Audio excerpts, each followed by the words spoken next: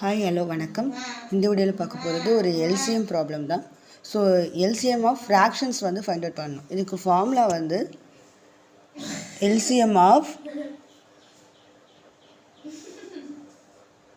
2/3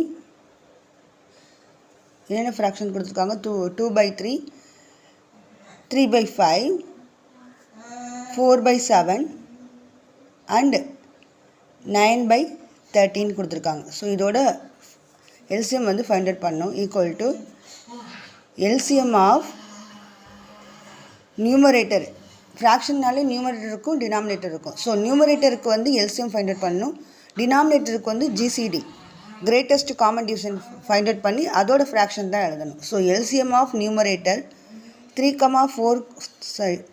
3, 4, 9 numerators எல்லாம் எடுத்து எழுதுங்க. டிவைட் பை ஜிசிடி அல்லது வந்து ஹெச்சிஎஃப்னு சொல்லலாம், highest common factor. GCD of denominator.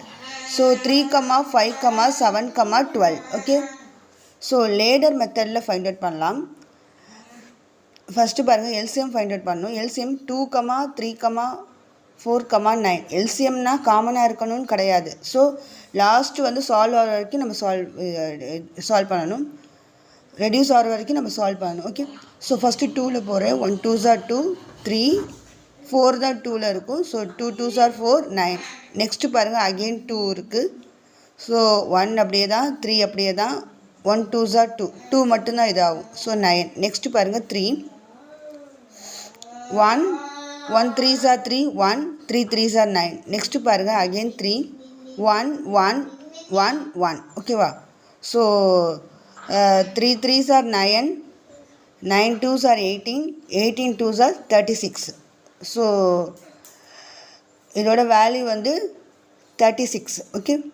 Divided by GCD greatest common divisor. அதுக்கு காமனாக இருக்கணும். என்னென்ன இருக்குன்னா 3, 5, 7, 13 இருக்குது. பட் இதோட வேல்யூக்கு எதுவுமே காமனாக இருக்காது. ஸோ எதுவுமே காமனாக இல்லைன்னா ஜிசிடி வந்து 1. காமனாக இல்லைன்னா நம்ம ஜிசிடி என்னென்னு எடுத்துக்கணும்னா 1ன்னு எடுத்துக்கணும். ஸோ டினாமினேட்டர் வேல்யூ வந்து 1. So answer is 36 divided by 1. So 36 is the answer. Okay.